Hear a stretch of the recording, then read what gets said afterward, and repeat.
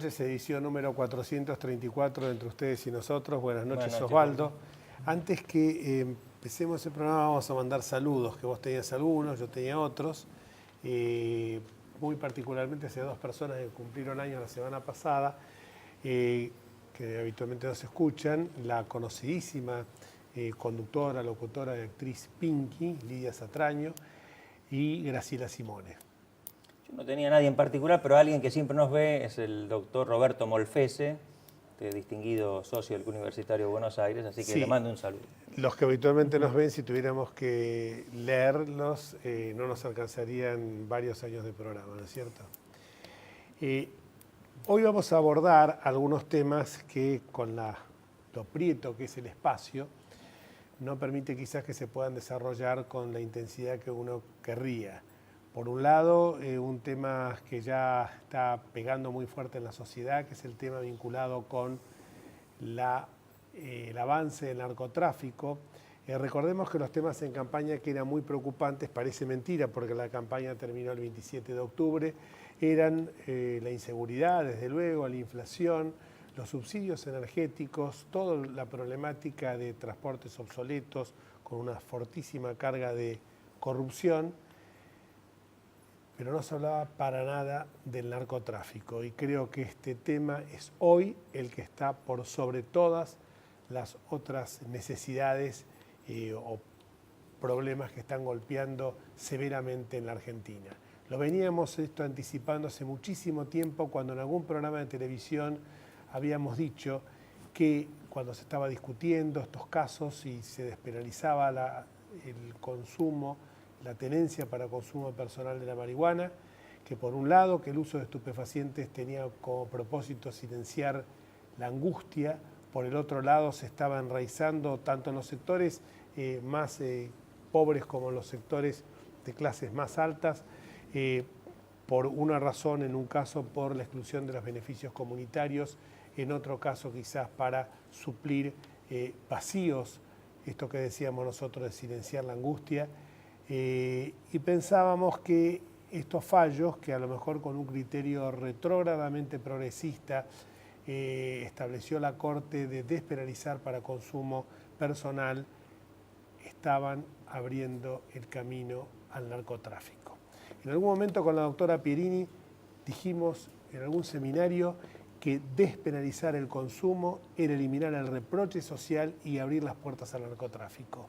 Hoy, eso a 10 años que lo dijimos por primera vez cuando ambos éramos diputados de la Ciudad de Buenos Aires, queda bien claro que la situación, más allá de estos falsos profetas del progresismo, se está dando con una claridad meridiana. La Argentina ya no es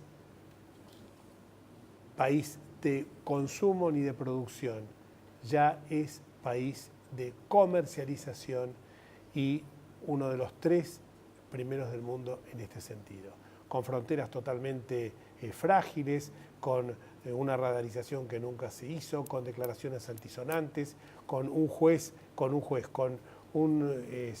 secretario de Seguridad que dice que la Corte, en algo absolutamente declamativo, que era absolutamente innecesario que la Corte se pronunciara sobre algo que era a todas luces evidente y que ya los obispos que dieron la primera voz de alerta lo habían señalado con claridad meridiana hace bastante tiempo. Tengo acá el informe de la Comisión Nacional de Pastoral de Drogadependencia que preside el arzobispo de Gualeguaychú, Jorge Lozano, donde directamente se rechazaba el fallo de la despenalización del consumo de marihuana, con argumentos muy sólidos, por cierto, y desde aquel entonces hasta ahora no se hizo nada. Tanto no se hizo que Rafael Bielsa renuncia al Cedronal en el mes de marzo, su cargo no ha sido cubierto hasta el presente, donde el presidente de la unidad antilavado es Batela, no tiene mejor idea que decir que esto es porque los jueces son vagos, que se quieren sacar las causas de encima, o por el otro lado que hay concupiscencia con el lavado de dinero, que justamente es el primo hermano del narcotráfico. Creo que si Batela sabe que esto existe, ya lo tendría que haber denunciado y no seguir con declamaciones absolutamente líricas. Si sabe que hay jueces vagonetas que se sacan los temas de encima o, de lo contrario, lo que es peor, están en connivencia con las bandas narcotraficantes. En un lado lo tiene que denunciar a través del juicio político y en el otro lado en la justicia y por supuesto también con un juicio político. Y por el otro lado, más aberrante es que Bernie diga que los jueces no conocen realmente la gravedad del tema porque no han ido a la frontera. ¿A qué frontera van a ir si la frontera directamente es absolutamente permeable? Es una autopista para que entren la droga por distintos lugares, ya no solamente por el norte, por Paraguay, por Bolivia, sino que también puede entrar por las fronteras del litoral. Dice que no van los jueces porque tienen miedo a las víboras y a las arañas, los jueces de la Corte. La verdad, un pobre argumento, que es lo que ha hecho siempre el gobierno, desconocer los problemas y ponerlos debajo de la alfombra. ¿Compartís esta visión o...? Yo en el tema de la despenalización tengo una visión distinta, del consumo de marihuana o de drogas blandas. De hecho ha estado prohibido y penalizado todos estos años y el narcotráfico ha aumentado. No es lo que dice la Corte en el caso Arriola, precisamente, y por eso cambia Fait su voto, que había tenido como disidencia en Basterrica en la época de Alfonsín. Es un tema complejo. Yo creo que la conducta personal está protegida por el derecho a la intimidad, el artículo 19 de la Constitución, sí, y lo que hay que combatir es el narcotráfico. Pero te voy a decir una cosa, esto es uno de los mitos que tenemos los argentinos, porque la ley 23.737 jamás habló de penalizar. Habla de que una persona que enferma no es un delincuente. Ah, bueno, pues entonces estamos de acuerdo en que no hay que penalizar. No. Es que ya estaba despenalizado. Mandaba a esa gente, la 23.137, mandaba a esa gente a hacer un tratamiento de desintoxicación y de rehabilitación.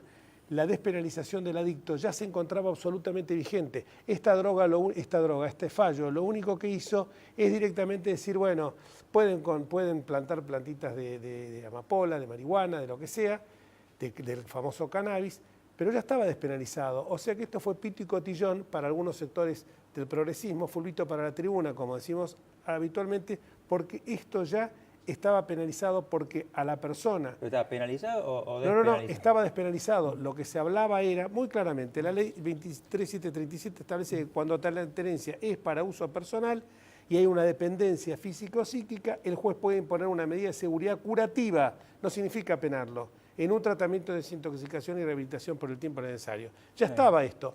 Lo que ocurre es que al que hay que penalizar es al Estado, porque no le da las herramientas necesarias para que se pueda realizar. Una cosa es tomarlo como una política de salubridad, ahí estoy totalmente de acuerdo. Claro, pero es que no iba preso. O sea, esto cuando se dice se despenaliza, no iba preso. Eran simplemente medidas de seguridad curativas y protectivas de la persona. Pero está bien, ahí estaría la discusión, y bueno, una medida de seguridad impuesta coactivamente, si eso no es una pena.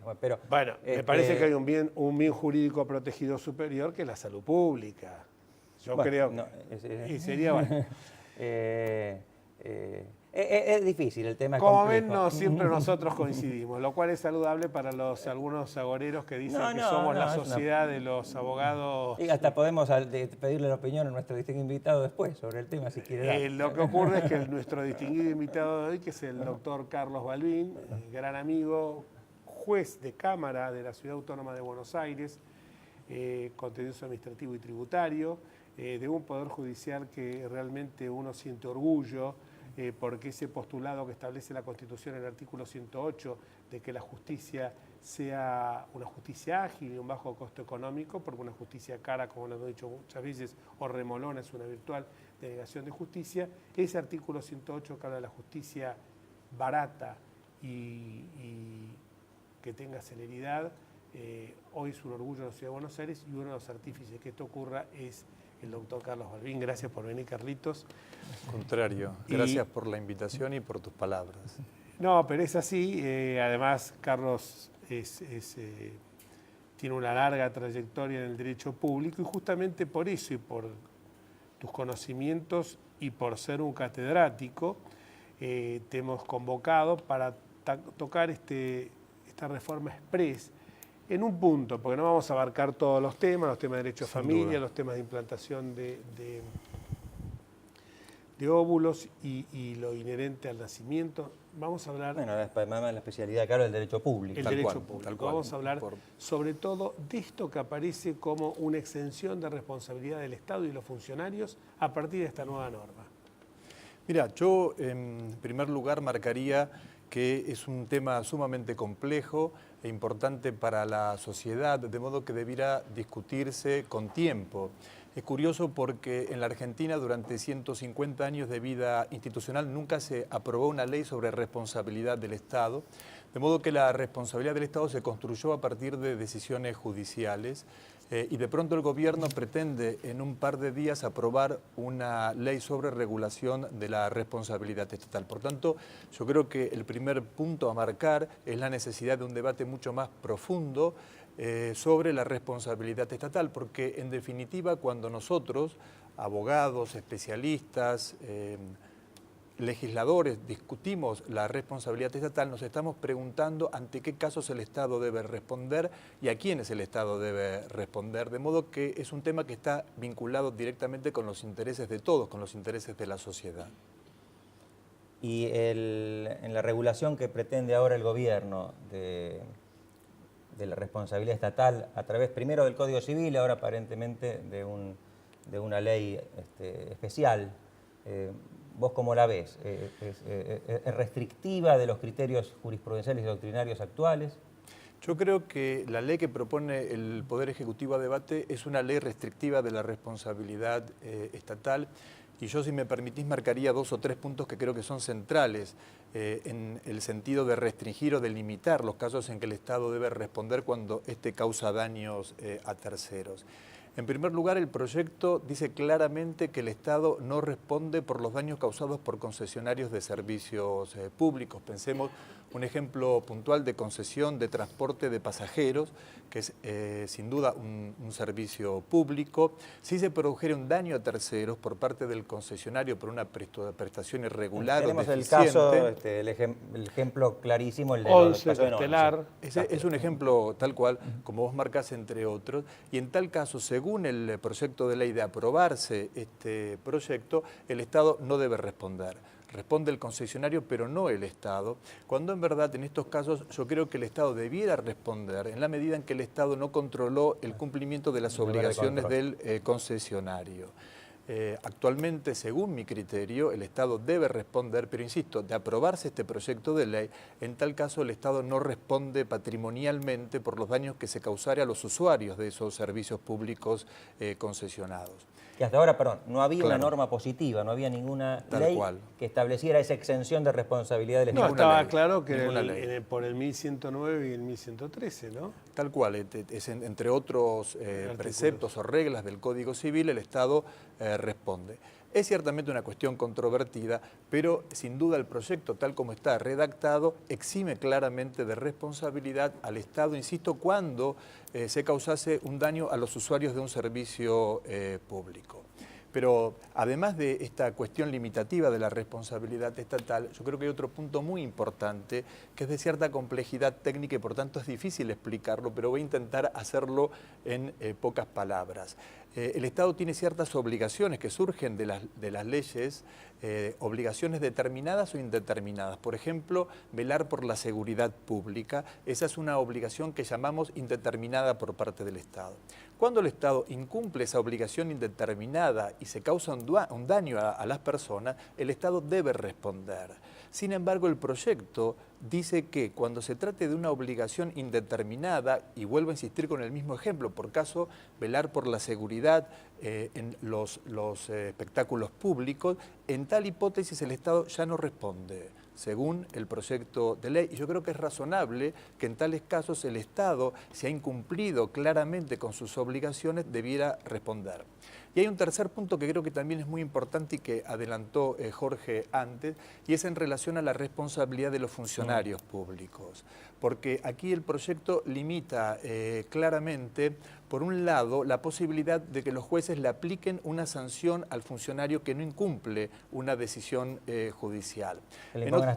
Tal cual, en otras palabras, cuando un juez decide tal cuestión y el funcionario al cual está dirigido ese mandato judicial no cumple, el juez tiene una herramienta que es justamente aplicarle una sanción que debe pagar el funcionario público, y en tal sentido este proyecto exime o rechaza la posibilidad de que el juez utilice esa herramienta o instrumento para obligar al funcionario a cumplir una decisión judicial. Y además, otro punto que creo también importante, en este marco de pinceladas restrictivas del proyecto respecto de la responsabilidad estatal, es los plazos de prescripción, porque actualmente, y intento contextualizar, cuando una persona sufre un daño por una actividad estatal, inicia una acción contra el Estado. Y el Estado, en caso que el juez lo condenara, debe pagar una suma de dinero. Y luego el Estado inicia una acción contra el funcionario responsable para que reintegre esa suma de dinero.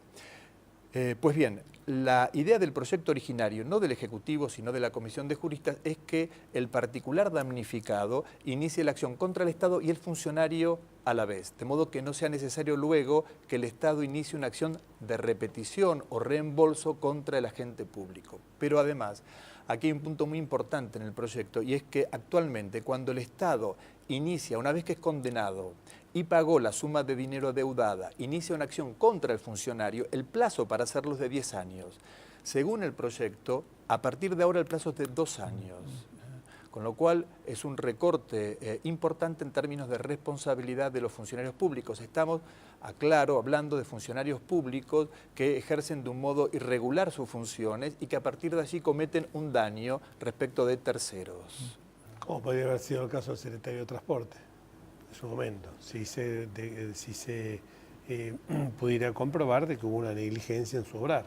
Sí, sí, o cualquier otro, cuando un funcionario, más allá de la cuestión penal, si comete un delito o no comete un delito, a veces a través de la comisión de un delito se causa un daño patrimonial al Estado, y en otros casos, aun cuando no fuere a través de figuras penales o delictivas, es posible que un funcionario por dolo o por descuido cause un perjuicio o un daño al Estado. Otra cuestión que se discute es si la responsabilidad del Estado debe regirse por los principios generales del derecho de daños, por el Código Civil, o si cada provincia, cada jurisdicción local debe fijar una regulación propia y en tal caso podría ser limitativa.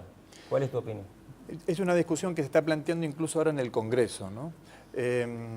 Yo creo que cada provincia debe regular sobre la responsabilidad estatal. De todos modos, debe hacerlo de acuerdo a los principios de la Constitución. No podría, por caso, una ley de la provincia del Chaco, de Buenos Aires o cualquier otra, negar la responsabilidad estatal, porque estas reglas están previstas en la propia Constitución nacional. Creo, de todas maneras, que la discusión es más profunda y consiste en determinar en qué casos nosotros como sociedad decidimos que el Estado deba responder patrimonialmente por los daños que causa. Muy claro, la verdad, te agradecemos muchísimo, Carlos, y te vamos a volver a convocar. ¿Cómo no? Sobre este tema por tu condición. Por un lado, de catedrático, especialista en Derecho Público, y por el otro lado, por juez de Cámara de la Ciudad de Buenos Aires. Te agradezco mucho y espero haber contribuido al debate de un tema tan relevante como es la responsabilidad estatal. No, lo único que lamentamos es que estos debates no tengan el tiempo necesario y que se quiera sancionar en forma expresa una ley de esta enorme magnitud y consecuencia. Sin duda, comparto tu criterio. Algunos cambios de figuritas que ha habido, ahora vamos a hablarlos justamente. Pausa.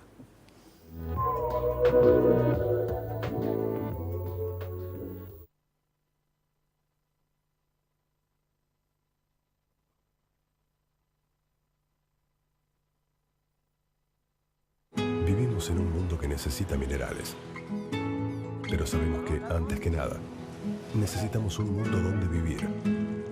Cámara Argentina de Empresarios Mineros, por una minería limpia, segura y sustentable.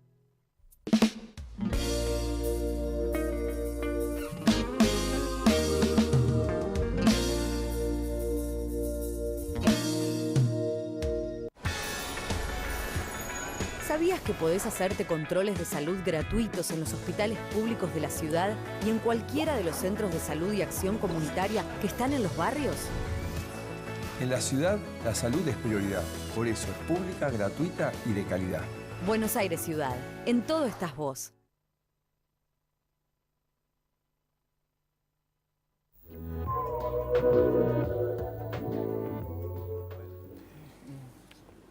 Nos quedamos hablando en la pausa por dos cuestiones. Por un lado, porque el tema este daba mucho para comentar, y porque pensamos que esto forma parte de aquel famoso pacto que denunció Elisa Carrió cuando dijo que el cambio de figuritas iba a ser no solamente por el presupuesto de la Corte, sino que también iba a ser para que se sancionara el proyecto que tuvo como uno de sus autores, de una cosa media rara, ¿no? Sí. A Ricardo Lorenzetti. Y digo una cosa media rara porque además de todo no es el proyecto original de Lorenzetti y la doctora Hayton de Nolasco. No, y la mendocina, que el homenaje de Carlucci. Que el homenaje de Carlucci, sino que justamente en este tema de la responsabilidad del Estado fue alterado. Pero lo que es curioso es que alguien que es presidente de la Corte Suprema de Justicia esté redactando el código que después se lo va a aplicar.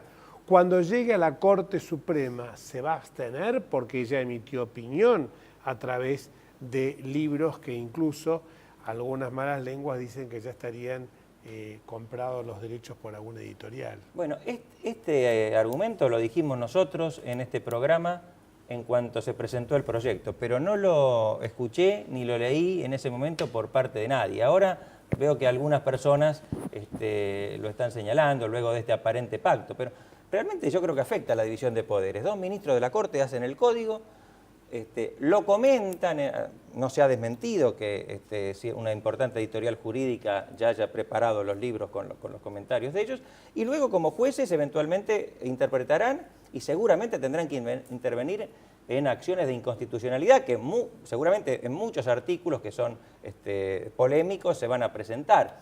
Creo que esto afecta el principio republicano de la división de los poderes. Los jueces deben limitarse a juzgar y no deben tener ningún interés, y esto puede afectar su imparcialidad. Hay que decirlo con todas las letras, sean jueces de la Corte Suprema o de cualquier otro tribunal, y más de la Corte Suprema tienen una responsabilidad especial. Obviamente. Espero que se excusen en las causas que estén vinculadas con el tratamiento de cuestiones de constitucionalidad inherentes al nuevo futuro Código Civil.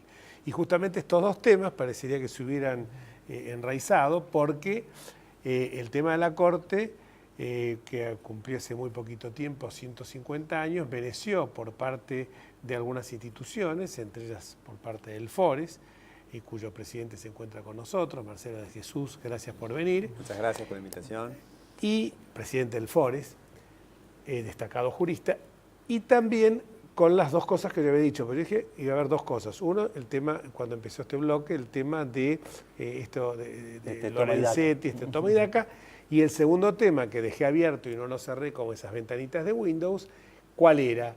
El que justamente, según hablábamos con Marcelo y compartimos totalmente, y ahora lo va a ampliar, se da de bruces esto de eliminar la responsabilidad del Estado con la Convención de Naciones Unidas Anticorrupción.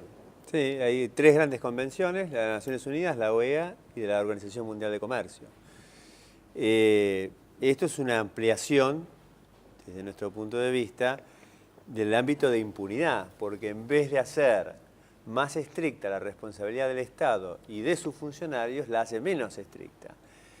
Primero, aparte de lo que comentó ya el doctor Balbín y que suscribo, esta delegación a las provincias de la responsabilidad del Estado es una invitación también a la irresponsabilidad del Estado, porque cada provincia va a regular de acuerdo a sus propios intereses.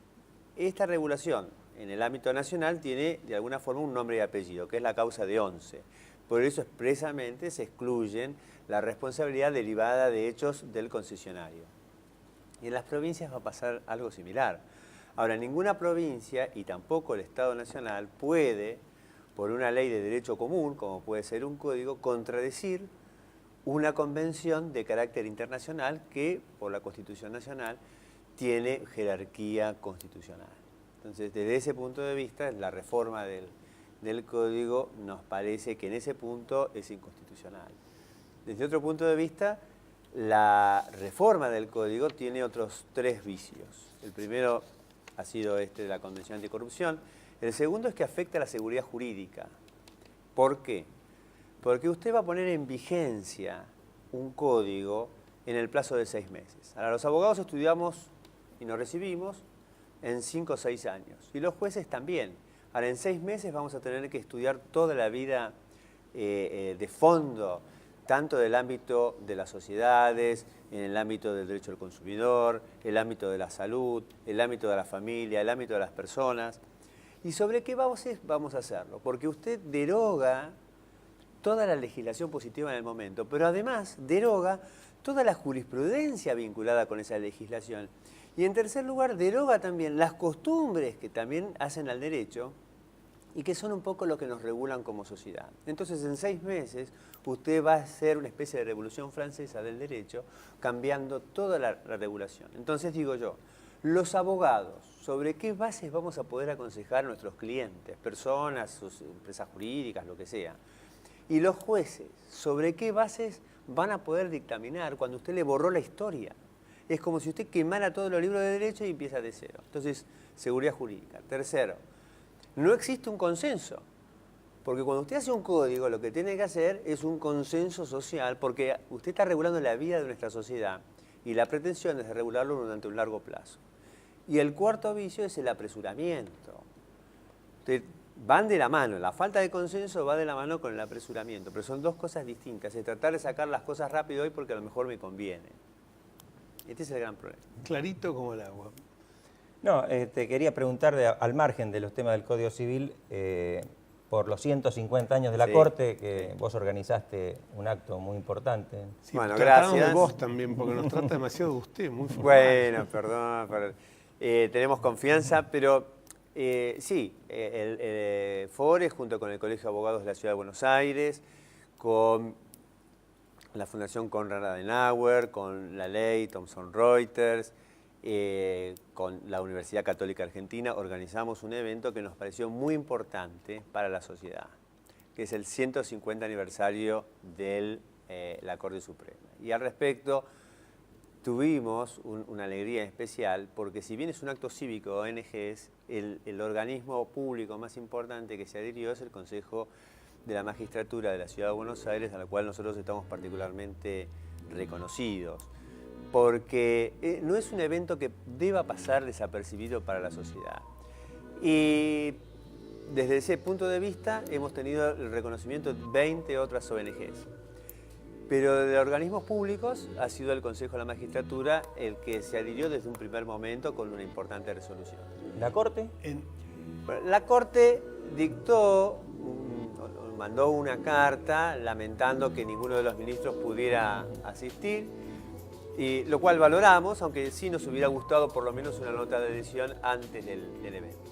Y nos quedó pendiente un tema que lo tenemos que dejar para la próxima vez que nos veamos, que va a ser antes del 9 de diciembre, porque es la conmemoración del Día Mundial contra la Corrupción el 9 de diciembre, que justamente de eso vamos a hablar en un futuro programa, casi te diría inmediato.